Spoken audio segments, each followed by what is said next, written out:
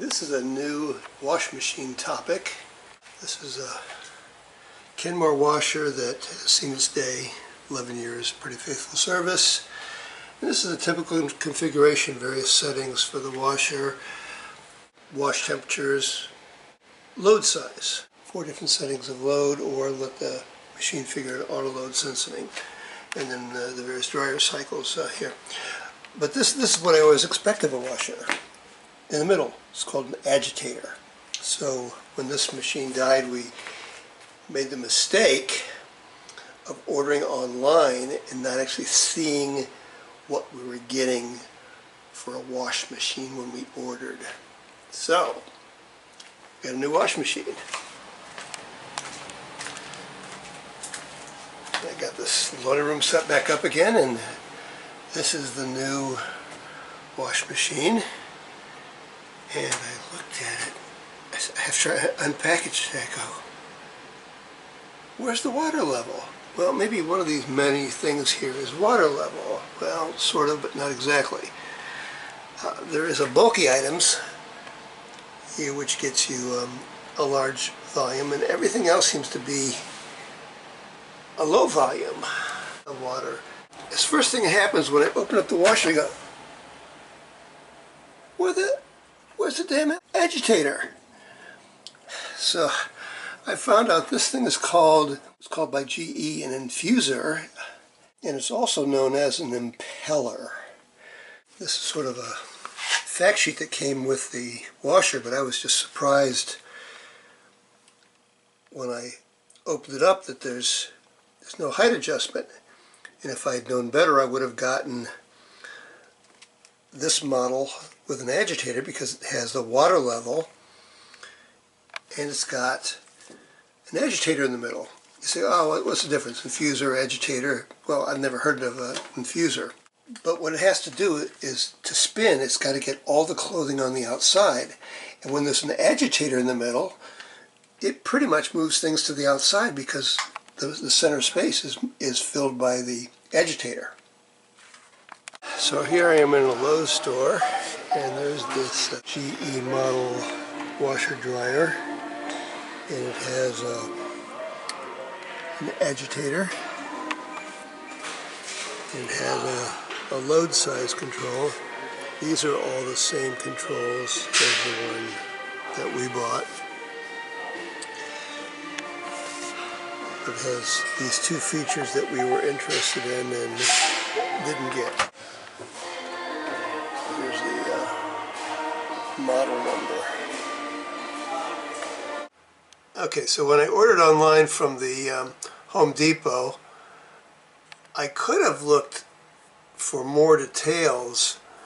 Under the product details, it says about this product: deep rinse, 11 wash cycles, 6 wash temperatures, Energy Star qualified, Wi-Fi capable, efficient infusor. Now, I'm supposed to know what that is?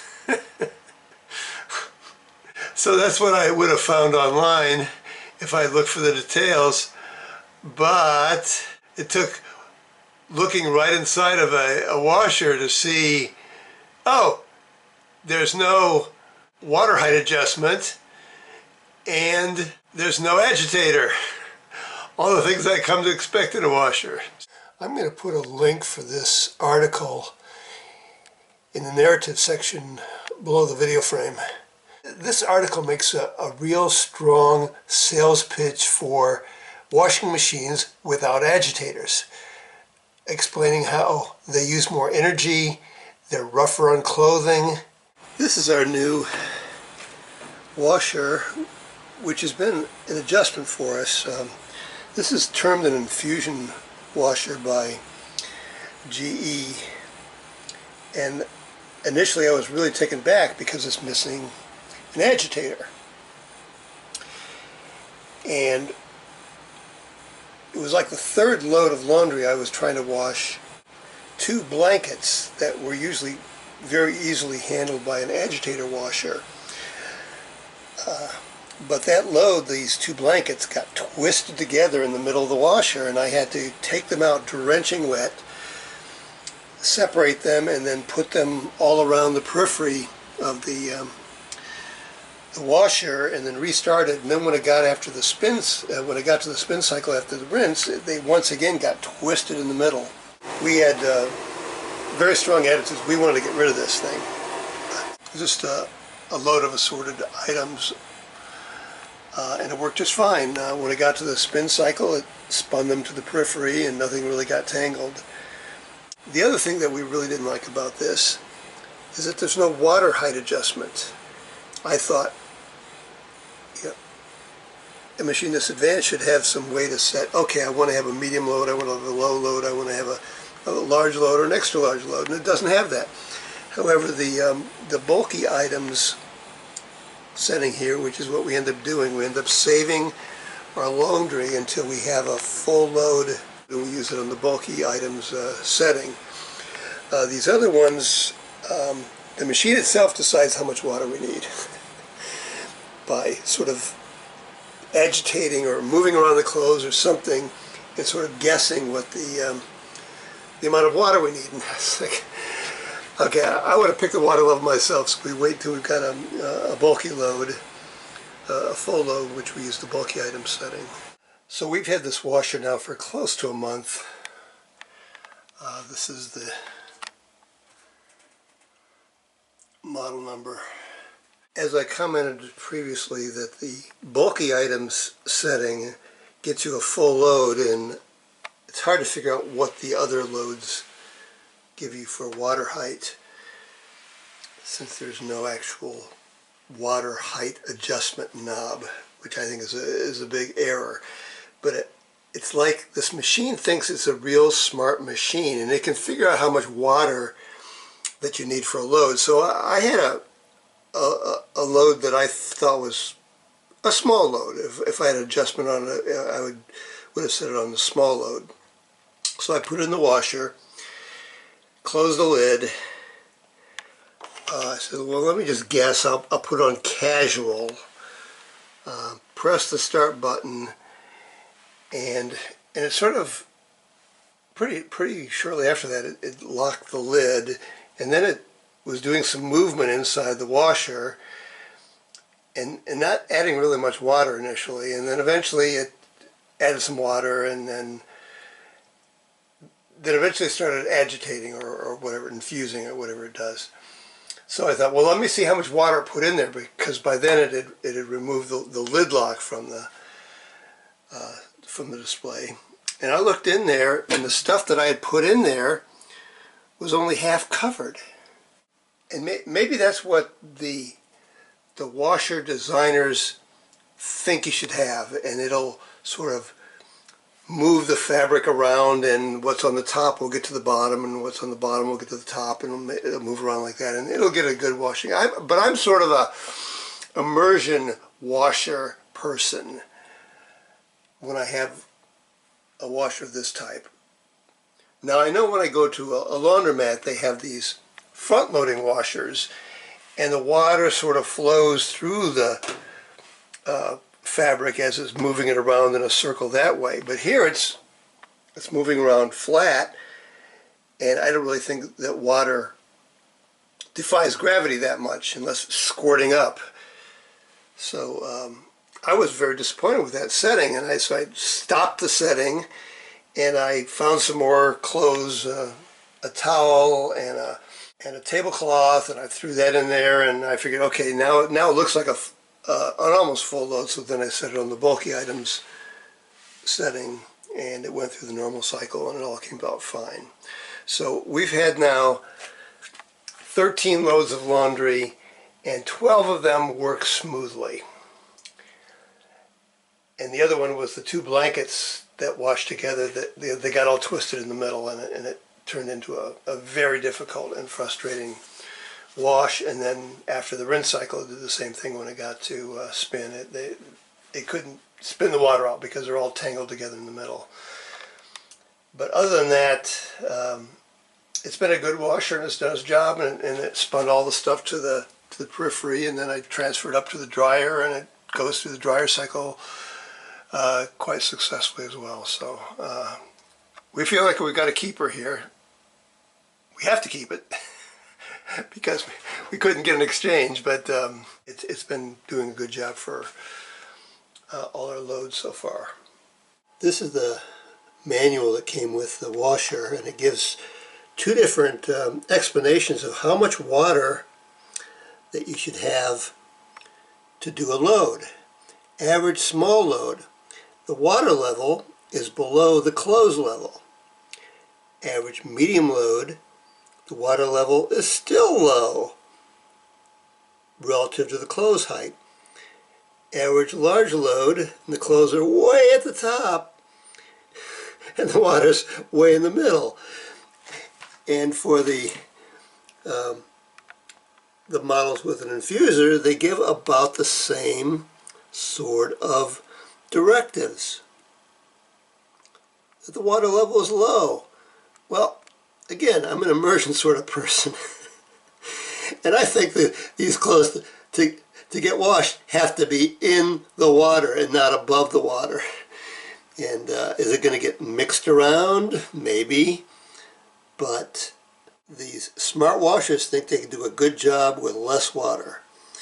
And maybe that's true, maybe it's not. But that's why we wait until we have a full load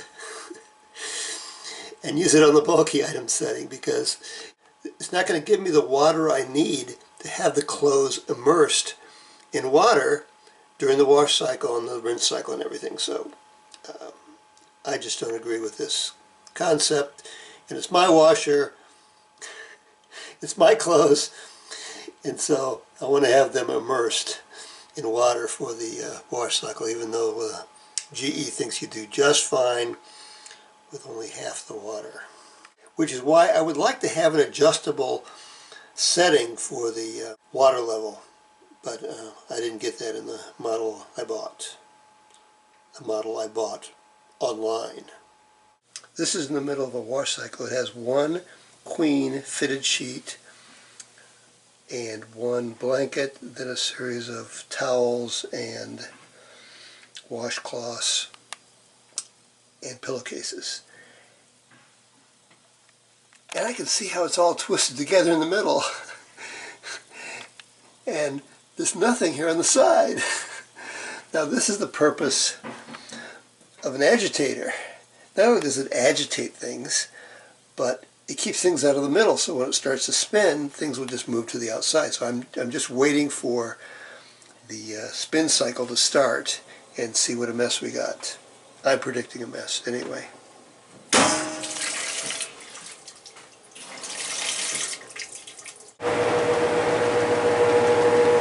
This is the spin cycle after rinse. It sounds really good. I'm totally surprised.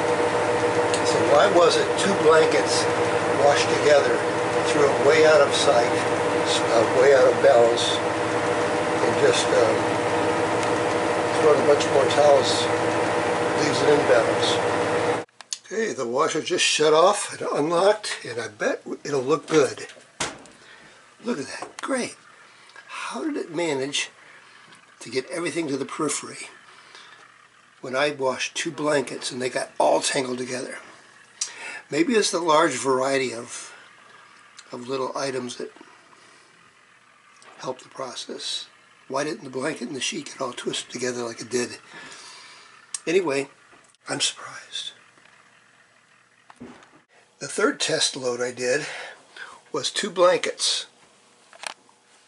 Very lightweight blankets like this. I've actually used them in the other washer a few times a year for the last decade or more.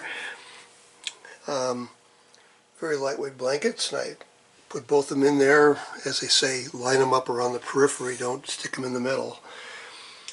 However, the washer could not navigate having two blankets in there. Maybe the problem was. And I get this alarm somewhere during the wash cycle. I guess maybe, you know, it was on lid locked, and it was sounding an alarm. So I came down and found that the blankets were all tangled up in the middle. So they were drenched. So I had to pull both blankets out, stick them in the laundry basket, and just water all over the place, and then feed them in carefully around the periphery, and then feed the second blanket around the periphery, and then it went through the spin cycle. About 20 minutes later, another tone happens. The same exact thing had happened. It can't keep the blankets around the periphery. And so I had to do the same thing. Pull one blanket out, pull the other one out because they're all twisted together, and then feed them carefully around the periphery of the washer. And then it went through the cycle. But I thought, man, you know, we wash a lot of blankets. Blankets and sheets. And if we're just blankets, and my wife's got a much heavier blanket, so anyway, this just made us say, oh, you know, we've got to do something different. After that blanket escapade, we tried a number of fronts to get reconsideration for exchanging this version of the washer-dryer combination for a type which had an agitator and a water height adjustment, and we got refused from both GE and Home Depot, so we decided we had to learn to live with it, and that's where we are today. And now, almost a month later, we've had mostly all successful washes, and it's just a matter of maybe not putting two blankets in together. They just really long, thin blankets get twisted up together, or maybe throw a bunch of other things in with it, and then they won't get twisted together. But we just, after that bad experience, we thought we needed to get rid of this, but we didn't, because we couldn't. And now we're making the most of it.